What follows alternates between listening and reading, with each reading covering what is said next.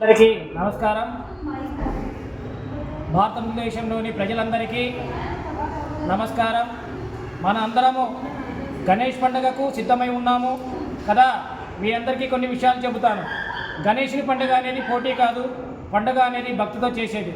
ఎంత గొప్పగా చేశామనేది కాదు, దీనిని ఎంత ప్రేమతో చేశామనేది ముఖ్యము.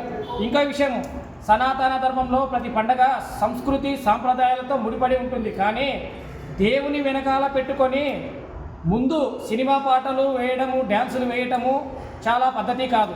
ఇదే కాకుండా మందు తాగుకుని డ్యాన్సులు వేసుకుంటూ మీరు చేసుకునే దాని నుంచి ఏమన్నా జరిగితే నీ కుటుంబంలో నీ తల్లిదండ్రులు పడే వేదన కూడా ఒకసారి ఆలోచించవలసిందిగా కోరుతున్నాను.